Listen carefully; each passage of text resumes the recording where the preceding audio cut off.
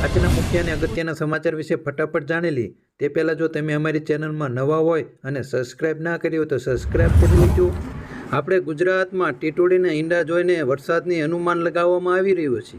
ટીટોડીએ 4 ઈંડા ઊંધા મૂકતા ચોમાસું સારું રહેવાનું અનુમાન લગાવ્યું છે।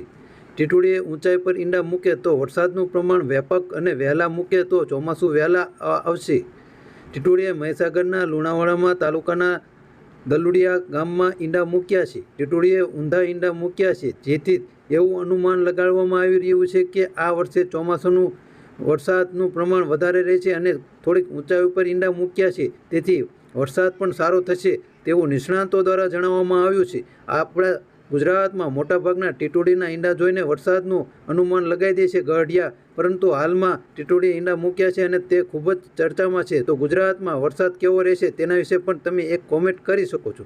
આગળના સમાચાર વિશે વાત કરીએ તો જૂનમાં યોજાઈ શકે છે પૂરક પરીક્ષા। માર્ચમાં ગુજરાત બોર્ડની ધોરણ 10 અને 12ની પરીક્ષા યોજાઈ હતી। આ પરીક્ષાની મુલાકાત કામગીરી પૂર્ણ થઈ ચૂકી છે। તેના ડેટા એન્ટ્રીની કામગીરી છેલ્લા 4 ચરણમાં છે। આ વર્ષે 1 થી 1.5 મહિનો વહેલા રિઝલ્ટ જાહેર થશે, તેથી જુલાઈમાં યોજાતી પૂરક પરીક્ષા જૂનના બીજા સપ્તાહમાં યોજાઈ શકે છે। મળતી માહિતી અનુસાર શાળાઓમાં વેકેશનના લીધે જૂનના બીજા સપ્તાહમાં પૂરક પરીક્ષા લેવાઈ શકે છે। હાલમાં જૂનમાં જે રિપીટ વિદ્યાર્થી હોય તેને લઈને મહત્ત્વના સમાચાર આવી રહ્યા છે। જો તમે પણ કામના સમાચાર હોય તો તેમને આ વિડીયો મોકલી શકો છો।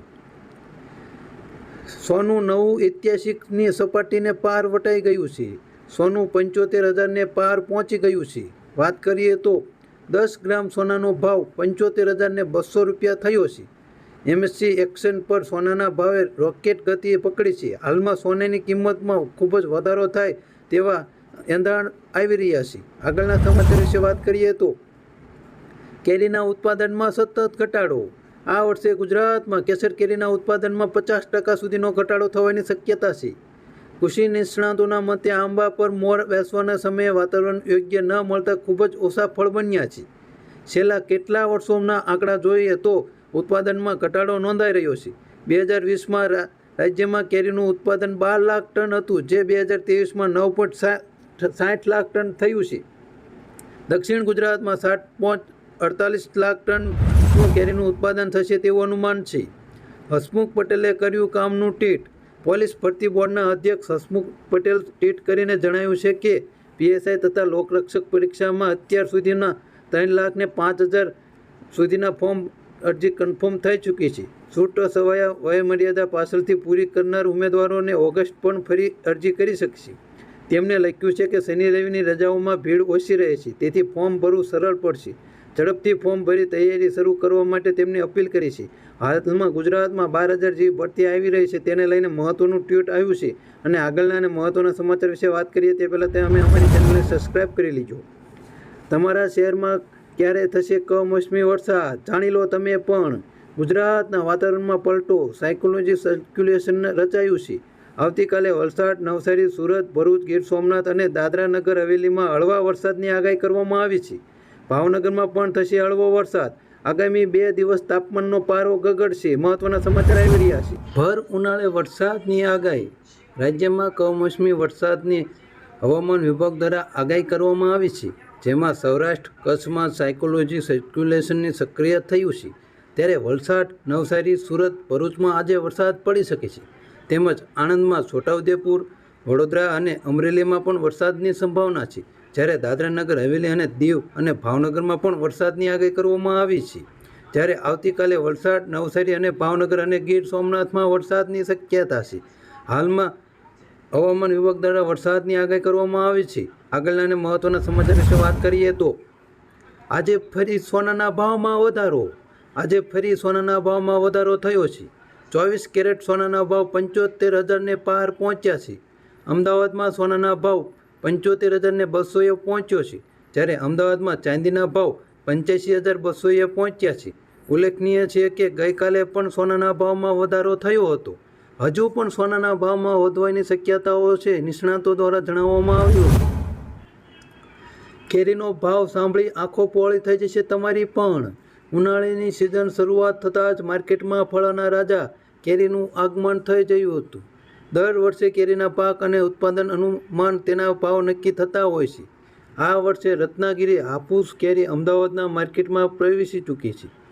જો કે ગરીબ પ્રજા માટે દ્રાક્ષ ખાટી છે તેવી કહેવત અનુસાર કેરીનો સ્વાદ પણ માણી શકે તેમ નથી. 4 ડઝન રત્નાગીરી હાફૂસ કેરીનો ભાવ 3200 થી 3500 રૂપિયા બોલાઈ રહ્યો છે. આગળના સમાચાર વિશે વાત કરીએ તો ભાંગી પડ્યું માલદીવ. ભારતના પ્રવાસીઓની સંખ્યા ઘટતા માલદીવનો મોટો ફટકો. માલદીવની ટુરિઝમ સંસ્થા ભારતમાં રોડ શો કરાવશે. હાલ માલદીવમાં પ્રવાસ પર જનાર ચીન 71,995 સાથે ટોચ પર છે. ત્યારબાદ યુનાઇટેડ કિંગડમ, રશિયા અને ઇટાલી, જર્મની અને ભારત છે. વિવાદ પહેલાં ભારત 2,09,198 પર્યટકો સાથે પ્રથમ ક્રમાંકે હતું. માલદીવના મંત્રીની ટિપ્પણી બાદ ભારતમાંથી પ્રવાસીઓની જવાની સંખ્યામાં ઘટાડો જોવા મળ્યો હતો. લોકસભા સાથે વિધાનસભાની પેટા ચૂંટણી માટે આજે જાહેર થશે નોટિફિકેશન. 12 થી 19 એપ્રિલ સુધી ઉમેદવારી ફોર્મ ભરાશે. 20 એપ્રિલના રોજ ફોર્મની ચકાસણી થશે. જો તમે પણ ફોર્મ ભરવા માંગતા હોય તો તમે પણ ભરી શકશો. 22 એપ્રિલ સુધી ઉમેદવારો ફોર્મ પાછું ખેંચી શકશે. મોબાઈલ રિચાર્જનો પ્લાન થશે મોંઘો. મહત્વના સમાચાર મળી રહ્યા છે. એન્ટિક બોક્ટિક રિપોર્ટ અનુસાર ટેલિકોમ કંપનીઓ ટેરિફ પ્લાનની કિંમત 15 થી 17% વધારો કરવા જઈ રહી છે. કહેવામાં આવી રહ્યું છે કે જો વીઆઈ, એરટેલ અને જીઓ જેવી કંપનીઓ તેમના રોકાણના પ્રમાણમાં ઓછી કમાણી કરી રહી છે, આ નુકસાનની ભરપાઈ કરવા માટે જૂનથી જુલાઈ દરમિયાન રિચાર્જનો પ્લાન મોંઘો થઈ શકે છે. છેલ્લો વધારો 2021માં કરાયો હતો. તે સમયે વીઆઈ અને એરટેલ 20% અને જીઓએ 25%નો વધારો ચૂક્યો હતો. સોમાભાઈ પટેલ કોંગ્રેસમાંથી રાજીનામું આપી શકે છે. મહત્વના સમાચાર આવી રહ્યા છે. સુરેન્દ્રનગરથી સાંસદ અને ધારાસભ્ય રહી ચૂક્યા છે. સોમાભાઈ પટેલ તળપદા કોળી સમાજના આગેવાન છે. આગામી સમયમાં ભાજપમાં જોડાઈ શકે છે. ચૂંટણીને લઈને મહત્વના સમાચાર આવી રહ્યા છે. ગાયોને કેરીના રસનું જમણવાર. અત્યારે ગરીબ માણસોને નથી મળતું તેવો કેરીનો રસ અત્યારે ગાયોને પાયો. જુઓ તમે પણ. વડોદરામાં કરજણ પાંજરાપોળના સાવન શેફ ફાઉન્ડેશન દ્વારા ગાયોના અનલિમિટેડ રસ પીવડાવવામાં આવ્યો છે. આ દરમિયાન ગાયોના મોઢા પર સુખદ હાવભાવ જોવા મળ્યો હતો. આની માટે તેમની ટીમ છેલ્લા 15 દિવસથી તનતોડ મહેનત કરી અને આ આયોજન કર્યું હતું. આગળના સમાચાર વિશે વાત કરીએ તો 2 દિવસ ગુજરાતમાં વરસાદની વાયરા. ગુજરાતમાં કમોસમી વરસાદની હવામાન વિભાગની આગાહી છે. જાણી લો. સૌરાષ્ટ્ર કચ્છમાં સાયકોલોજીક સર્ક્યુલેશન સક્રિય. આણંદ, છોટાઉદેપુર, વડોદરા, અમરેલી, વલસાડ, નવસારી, સુરત, ભરૂચ અને દાદરા નગર હવેલી, દીવ અને ભાવનગરમાં પણ આજે વરસાદ પડી શકે છે. વરસાદ આવતીકાલે વલસાડ, નવસારી, ભાવનગર અને ગીર સોમનાથમાં વરસાદની શક્યતા. આગામી 2 દિવસમાં તાપમાન 2 થી 3 ડિગ્રી